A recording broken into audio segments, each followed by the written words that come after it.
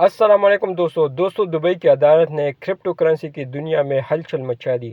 $456 million, جی ہاں $456 million منجمد کر دیے گئے۔ آخر ہوا کیا؟ آئیے پوری تفصیل جانتے ہیں۔ معاملہ تب سے شروع ہوا جب TUSD ہولڈرز نے اپنا ٹوکن $US کے بدلے ریڈیم کروانے کی کوشش کی تو وہ ریزرو کے پیسوں تک رسائی نہ ہو سکی، یعنی ریزرو شارٹ فال سامنے آ گیا۔ ٹیکٹیرکس کمپنی جو TUSD کی ذمہ دار ہے نے عدالت میں دعویٰ دائر کیا کہ آریہ کموڈٹیز DMCC نامی کمپنی نے ان ریزرو فنڈز کا غلط استعمال کیا۔ کہا گیا ہے کہ $456 ملین کے اثاثے ریئل اسٹیٹ، ٹریڈ فائنانس اور دیگر خطروں والے منصوبے میں ڈال دیے گئے، جس سے TUSD ہولڈرز کے پیسے کی حفاظت خطرے میں پڑ گئی۔ ان سنگین الزامات کے بعد دبئی کے DIFC ڈیجیٹل اکنامی کورٹ نے فوری قدم اٹھاتے ہوئے ایک ورلڈ وائڈ فریزنگ آرڈر جاری کیا۔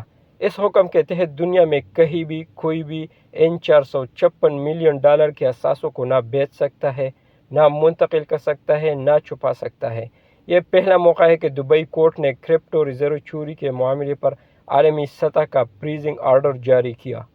ماہرین کے مطابق یہ فیصلہ مستقبل میں کرپٹو مارکیٹ کے لیے ایک بڑا سبق ہے۔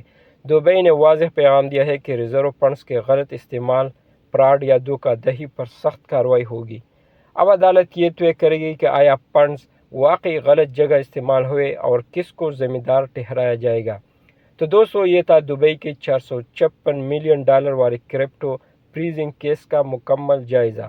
اگر آپ ایسی UAE مزید اپڈیٹس چاہتے ہیں تو ویڈیو کو لائک کریں اور چینل کو سبسکرائب ضرور کریں اور بیل آئیکن کو بھی دبائیے۔ ویڈیو دیکھنے کا بہت بہت شکریہ۔ چلتے ہیں نیکسٹ ویڈیو میں ملتے ہیں۔ اللہ حافظ۔